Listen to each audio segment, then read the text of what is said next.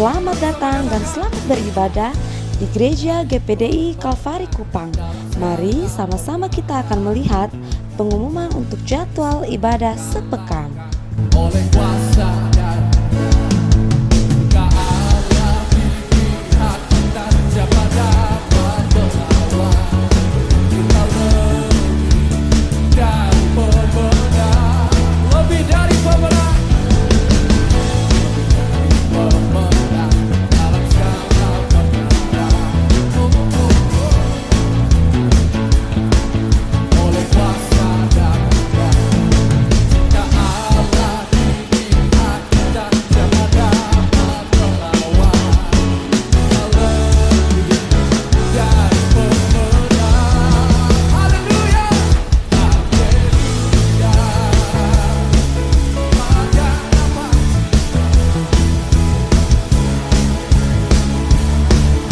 Kami juga mengucapkan selamat datang untuk para jemaat yang baru pertama kali bergabung di Gereja GPDI Kalvari Kupang. Sampai jumpa di ibadah-ibadah selanjutnya ya. Tuhan Yesus memberkati. GPDI Kalvari, sekali Yesus, tetap Yesus. Haleluya. kita bersama, kita mengakhiri tahun ini dengan jadi pemenang. Amin. Katakan bersama.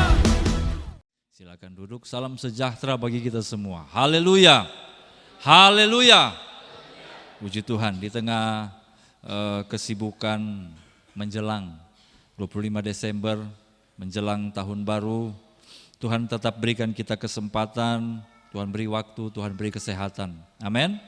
Kita bersyukur kepada Tuhan. Saya berterima kasih kepada Bapak Gembala dan Ibu Rohani atas kepercayaan pelayanan firman Tuhan pada sore ini. Saya akan melanjutkan apa yang saya sampaikan tadi pagi tentang Immanuel. Tadi pagi kita sudah lihat satu ayat di Yesaya tentang bagaimana Immanuel itu dijanjikan dan terwujud, sudah terwujud ketika Yesus lahir. Haleluya, sudah terwujud. Saya menyampaikan khotbah ini, salah satu motivasinya adalah untuk membangunkan kehidupan iman kita, menyadarkan bahwa sebenarnya Immanuel itu sudah terjadi. Kristus lahir itu sudah lama. Jadi jangan kita hidup sama seperti orang-orang yang belum menerima Kristus. Sama seperti Immanuel belum terjadi dalam diri kita, itu sangat keliru. Yang perlu kita lakukan hanyalah mengimani bahwa aku di dalam Allah, Allah di dalam aku, Immanuel terjadi, lalu menjalani kehidupan yang seperti Tuhan kehendaki. Berbahagia, bersukacita di dalam Tuhan. Amin. Baik, mari kita lanjutkan Bapak Ibu. Kita kembali buka Lukas pasal 2. Tadi pagi ada dua bagian. Yang pertama, kedatangan Immanuel itu sederhana. Maksud kesederhanaan ini adalah untuk menjangkau semua. Dalam banyak budaya dunia ini sangat menghargai ketokohan, kehebatan orang dari latar belakang lahirnya. Seorang raja hebat harus terlahir dari satu keluarga yang hebat. Anak dari raja yang luar biasa, yang keturunannya dapat dilacak secara silsilah. Bisa ada variasi-variasi, misalnya di kebudayaan Jawa ada raja hebat muncul dari kalangan petani, tapi sebenarnya dia itu, Joko Tingkir dan kawan-kawan dan yang sejenisnya, dia itu anak raja hebat, hanya waktu itu ada perang, jadi dihanyutkan dari hulu sungai, lalu sampai di hilir ditemukan oleh seorang petani, lalu dirawat menjadi anak petani, padahal dia adalah seorang raja hebat. Tapi tetap harus mengacu kepada satu keluarbiasaan.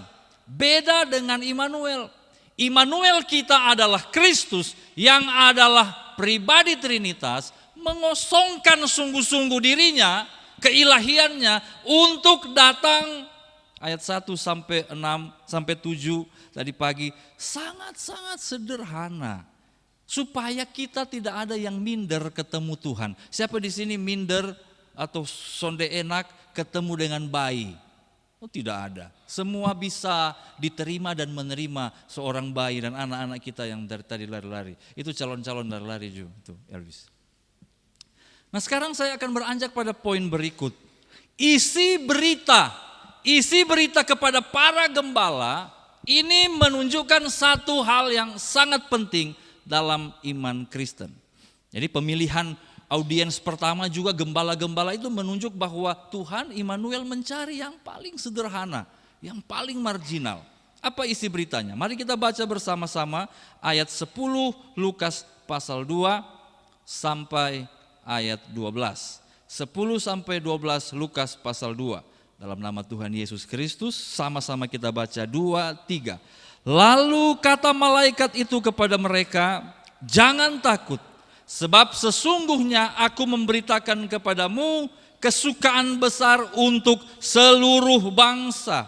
11. Hari ini telah lahir bagimu juru selamat, yaitu Kristus Tuhan di kota Daud. 12. Dan inilah tandanya bagimu. Kamu akan menjumpai seorang bayi dibungkus dengan lampin dan terbaring di dalam palungan. Kita temukan di ayat 11 ada satu penekanan. Penekanan, sudah lahir bagimu juru selamat, yaitu Kristus Tuhan di kota Daud. Pemilihan Bethlehem, kota Daud. Kenapa tidak Yerusalem? Kenapa tidak salah satu kota di Galilea? Tapi kok Bethlehem? Saya buka catatan dan saya temukan Bethlehem sama seperti apa yang disampaikan oleh Mika pasal 5 ayat 2. Hai engkau Bethlehem Efrata, terkecil di antara kaum-kaum Yehuda, daripadamu akan bangkit bagiku seorang yang akan memerintah Israel. Permulaannya sudah sejak purbakala, sejak dahulu kata. Kota yang terkecil di antara kaum-kaum Yehuda. Bukan kota. Kaum-kaum Yehuda ada yang bikin Bethlehem dan itu terkecil. Dan saya temukan dalam catatan, Bethlehem kota kecil yang tidak punya kekuatan militer. Tidak punya kekuatan politik. Ekonominya tidak besar. Lalu kenapa harus Bethlehem? Karena Tuhan hendak mengambil satu kisah sejarah dari bangsa Israel. Satu kisah sejarah yang sangat terkenal, yang sangat dikenang oleh bangsa Israel. Untuk menunjukkan seperti apa Immanuel itu. Untuk menunjukkan seperti apa juru selamat itu. Kisahnya di mana saudara? Di 1 Samuel pasal 17. Saya ceritakan sedikit, walaupun Bapak Ibu Saudara sekalian bukan anak-anak sekolah minggu. Pada waktu itu sedang terjadi peperangan yang sengit antara orang Filistin melawan orang Israel. Mereka bertemu di satu medan pertempuran, sudah menyiapkan barisan dan siap untuk saling menyerbu. Pokoknya suganasa, pedang, tombak, siap, kuda, peralatan, panah, siap. Orang zaman dulu kalau perang ini memang kasih bangun semangat.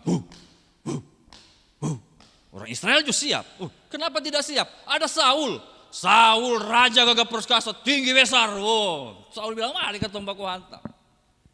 Tiba-tiba 1 Samuel pasal 17 ayat 4 terjadi satu perubahan.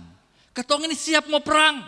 Tapi 1 Samuel 17 ayat 4, tampillah keluar seorang pendekar dari antara orang Filistin. Namanya Goliat. Dia dari kota Gat. Tingginya 6 hasta sejengkal. Ayat 5, ketopong tembaga di kepala, baju zirah bersisik, berat baju zirahnya ini 5.000 sikal. 1 sikal berapa kilo?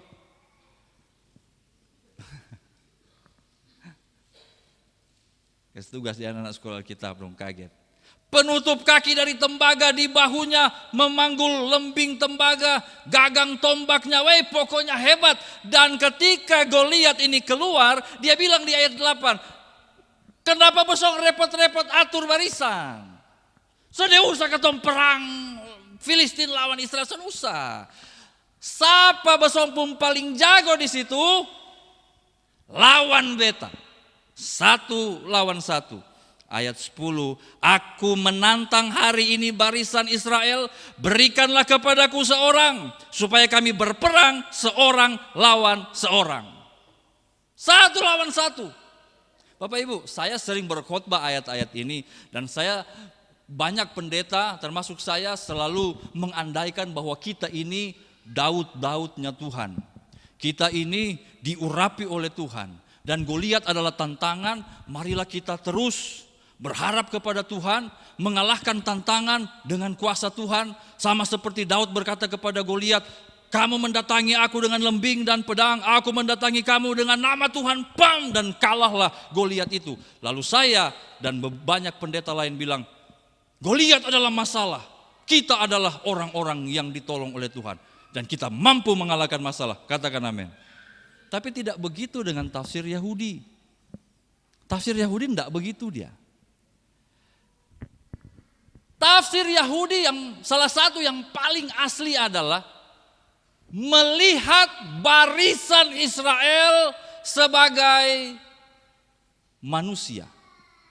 Sebagai kita semua yang ditantang oleh Goliat, musuh yang mustahil untuk kita kalahkan. Dan ayat 11 dikatakan di situ, ketika Saul dan segenap orang Israel mendengar perkataan orang Filistin itu, maka cemaslah hati mereka dan sangat ketakutan. Lalu kita beralih kepada tafsir Kristen, sesungguhnya yang cemas, yang ketakutan adalah saya dan saudara yang sementara ditindas oleh hukum-hukum dosa. Dan iblis akan berdiri di hadapan kita, mendakwa kita dan berkata, engkau tidak mampu, engkau tidak sanggup, engkau pasti kalah. Kalau lu berani hadapi saya. Dan kita terpuruk dalam keberdosaan dan berkata, aku takut, aku cemas. Manusia di dunia ini bergumul dengan ketakutan.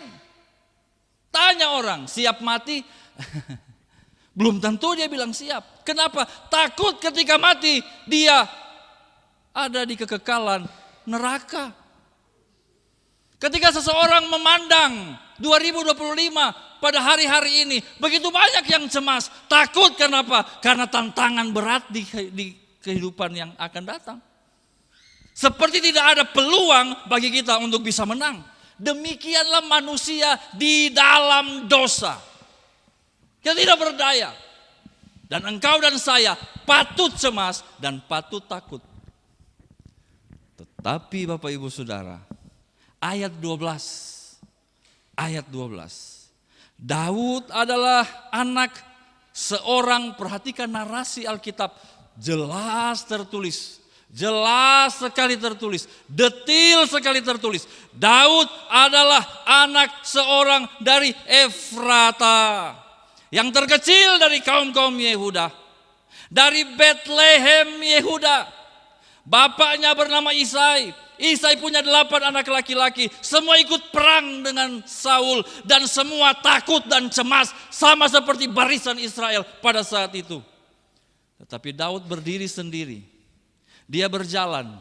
Ketika dia mendengar, dia sebenarnya pergi hanya untuk bawa makanan untuk kakak-kakaknya. Tapi ketika dia mendengar hinaan Goliat kepada barisan pasukan Israel, dia bilang, beta melawan dia.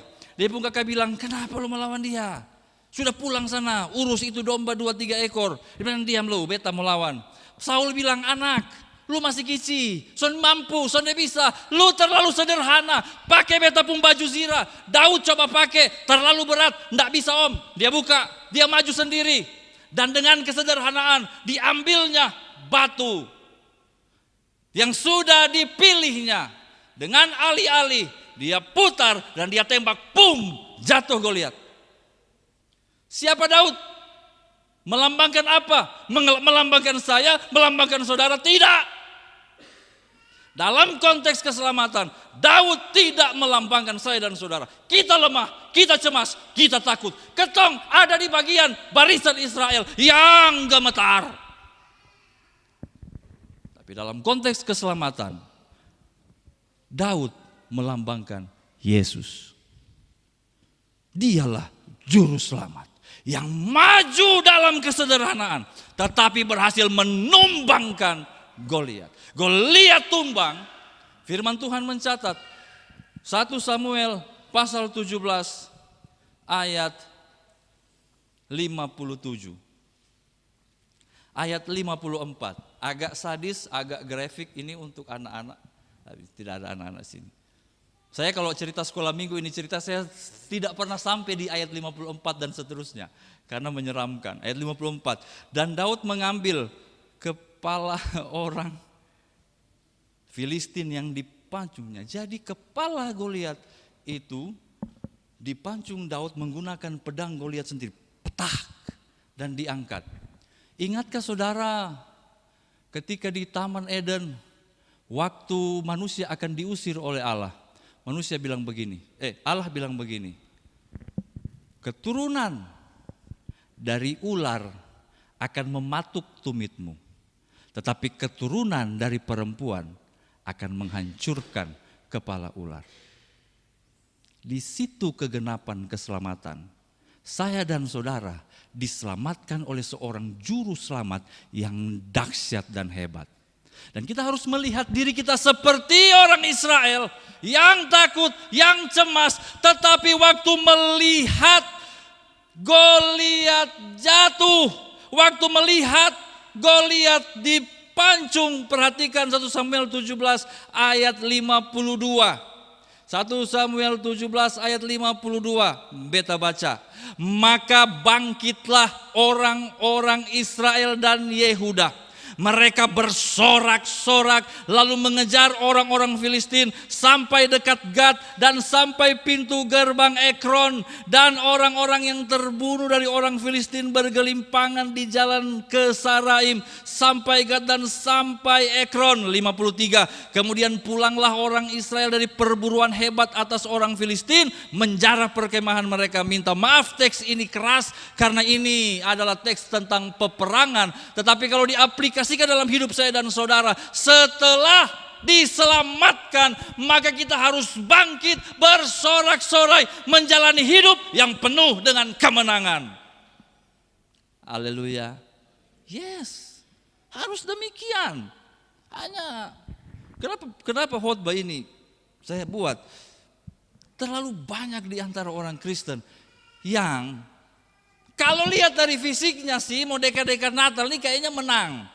Buktinya apa? Baju baru. Buktinya apa? Ada berapa toples kue kering di rumah.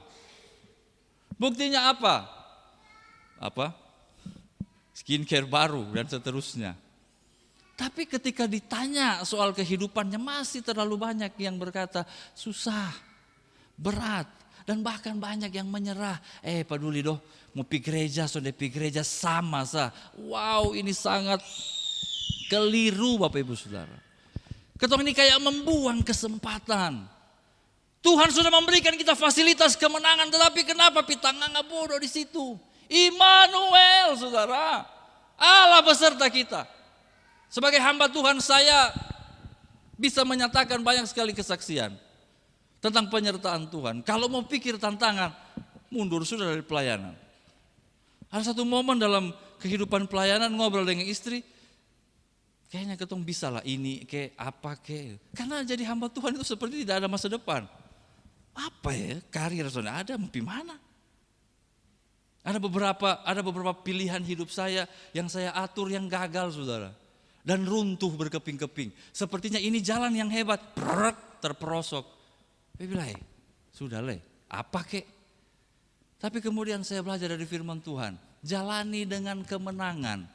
Kalau Tuhan Yesus sudah beri kemenangan, kenapa kita tanganga di situ? Bangun, menang, Immanuel. Haleluya. Bilang kiri kanan saudara, menang, Immanuel.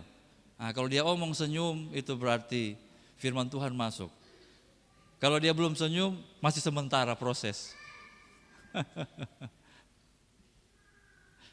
Mari kita kembali ke pembacaan kita.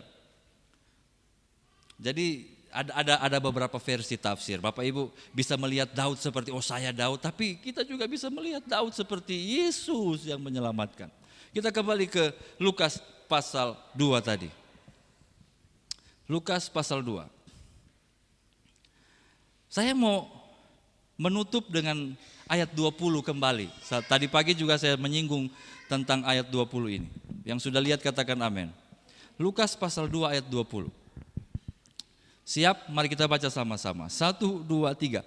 Maka kembalilah gembala-gembala itu sambil memuji dan memuliakan Allah karena segala sesuatu yang mereka dengar dan mereka lihat semuanya sesuai dengan apa yang telah dikatakan kepada mereka. Tadi pagi beta sudah jelaskan.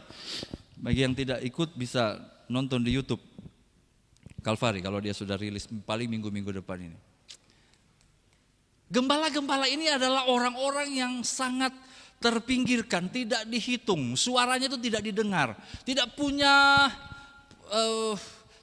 bargaining politik, tidak punya bargaining ekonomi.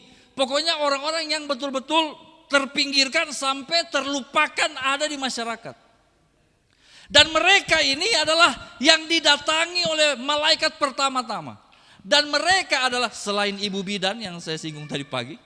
Jadi ada apa namanya? Kalau di bahasa teologi itu ada namanya spekulasi. Jadi spekulasi itu adalah kira-kira terjadi begini begitu. Tapi kita tidak bisa bilang pasti karena Alkitab tidak catat. Tapi ada spekulasi dalam sejarah gereja, ada 2 bidan yang membantu kelahiran Yesus.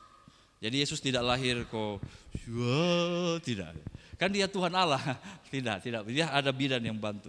Nah selain mereka orang-orang terdekat yang mengalami pertama kali Yesus lahir, ini gembala-gembala saudara. Orang-orang marginal, orang-orang terpinggirkan. Tetapi di ayat 20 ada satu kata yang saya tangkap dan sangat penting bagi saya. Dan kiranya ini bisa menjadi berkat bagi kita semua pada malam ini. Ayat 20. Maka kembalilah. Setelah bertemu dengan Yesus, para gembala ini tidak tiba-tiba jadi raja. Para gembala ini tidak tiba-tiba, sudah ketemu Yesus, sudah lihat malaikat, sudah nonton konser, malaikat menyanyi, paduan suara Kalvari aja merdu sekali nyanyinya, apalagi paduan suara malaikat. Pasti keren. Sudah. Dan setelah itu ketika mereka selesai mengalami pengalaman yang luar biasa itu, tidak tiba-tiba mereka jadi orang kaya, tidak tiba-tiba mereka jadi pejabat, tidak tiba-tiba jadi ahli Taurat, orang Farisi, tidak. Ayat 20 dikatakan, kembalilah. Para gembala kembali kepada kehidupan mereka sehari-hari. Haleluya, haleluya. Loh kok bisa? Tuhan, ketika kami bertemu dengan Engkau mengerjakan mujizat, cobalah ada perubahan apa kek di dalam kehidupan kami. Misalnya bagi yang belum punya mobil, dapat mobil 5 begitu. Yang tidak punya aset dapat tanah 50 hektar kayak begitu. Lalu perubahan apa yang terjadi dalam kehidupan kami setelah kami ketemu dengan Engkau ya Tuhan. Setelah Immanuel menjadi pengalaman kami. Ternyata bukan pada hal-hal yang terlihat, bukan pada hal-hal jasmania. Mereka akan kembali kepada kehidupan mereka sebagai gembala. Yang berubah adalah, perhatikan ayat 20. Maka kembalilah gembala-gembala itu sambil memuji dan memuliakan Allah. Katakan amin. Apa yang terjadi? Mereka tetap kembali sebagai gembala-gembala, yes. Tetapi di dalamnya, inner man-nya, ada sesuatu yang terjadi kepada cara berpikirnya, cara merasanya, cara bertindaknya. Dan itu bukan karena fasilitas jasmania, bukan karena apa yang mereka miliki secara fisik, tetapi perubahan di dalam. Saya sampai pada satu jawaban, kenapa kita orang Kristen masih banyak yang terpuruk, masih banyak yang takut, masih banyak yang cemas. Karena banyak orang Kristen berubahnya di luar. Kalau dulu penyembahan berhala, Kalau dulu begini begitu, sekarang su pakai baju putih, su pakai dasi. So ada perubahan di luar. Sama kali kan anak sekolah Alkitab ini saudara. Kalau dulu bukan hamba Tuhan, sekarang yang laki-laki pakai dasi, ganteng sekali. Yang perempuan pakai baju putih, su bisa khotbah. Kalau dulu tanganga-tanganga di depan umum, sekarang su bisa berkhotbah. Tapi itu perubahan luar. Yang penting itu di dalam. Hatimu berubah, pikiranmu berubah, itu paling penting. Dan akan diuji oleh apa? Situasi sulit. Su pakai dasin, bahotban, su hebat, kelihatan. Maaf, saya ambil contoh hamba Tuhan supaya tidak banyak jemaat tersinggung. Wuih, su hebat. Tapi begitu ada kesulitan, berubah. Tidak stabil. Saya bergaul dengan pengerja itu sejak lahir ada pengerja. Hei pengerja ini kalau suruh khotbah dari lahir, dari bisa dengar dan bisa menilai. Pengerja kalau khotbah di mimbar, saudara-saudara, pakai bahasa asli. Pokoknya suka dia yang paling betul dan paling kuat menghadapi tantangan hidup. Saudara setialah beribadah, nanti Tuhan tolong ketika ada masalah. Pas dia ada masalah, lari dari pelayanan. Nggak usah jauh-jauh lari dari pelayanan. Performa menurun. So kenapa lu? Karena ada masalah. Pret, tidak ada perubahan di dalam.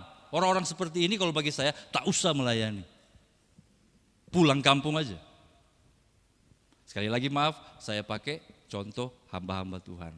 Tapi kalau di jemaat juga begitu. Secara umum kita juga begitu. Kalau lagi happy, kalau lagi banyak uang, kalau lagi banyak berkat, wow kita paling giat, paling menyala-menyala sudah. Kalau perlu tetangga rumah tak bakar dan kita pun semangat. Tapi begitu ada masalah, so kenapa lah? Biasa. Karena tidak terjadi di dalam. Immanuel itu dia tidak urusan dengan yang di luar. Tadi pagi saya bilang, saya ketemu dengan seorang gembala bilang, anggaran Natal, hanya Natal 150 juta. Kita garuk-garuk paha, 150 juta. Saya nggak tahu anggaran Natal Kalvari berapa. Tapi sebenarnya Tuhan nggak urusan dengan itu.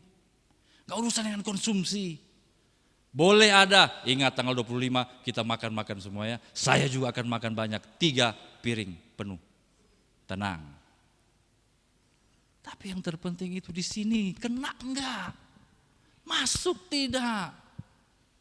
Kalau Immanuel itu terjadinya di dalam, para gembala tetap kembali kepada penggembalaannya. Tetapi mereka sudah berbeda. Mereka adalah gembala yang memuji dan memuliakan Allah. Haleluya, haleluya. Ini penting karena Mazmur berkata, dunia orang mati tidak memuji Engkau ya Tuhan. Artinya mereka adalah orang-orang yang hidup. Mereka adalah orang-orang yang fit. Mereka adalah orang-orang yang siap berjuang. Betul kembali kepada kambing domba. Betul kembali pada penggembalaan. Tetapi dengan semangat baru. Mereka hidup diberkati untuk menjadi berkat. Haleluya. Jabat tangan kiri kanan saudara. Immanuel membahagiakan engkau. Katakan itu saudara. Immanuel membahagiakan engkau. Puji Tuhan. Saya berdoa dan berharap khotbah ini menjadi wawasan mengakhiri tahun 2024. Waktu berjalan cepat, sudah mau selesai. Kita akan merayakan Natal sebentar lagi. Ingat, Immanuel itu urusannya di dalam. Pastikan dirimu yang ada di dalam sudah ada perubahan. Karena Natal membawa perubahan. Tuhan Yesus memberkati. Saya kembalikan kepada Bapak Gembala.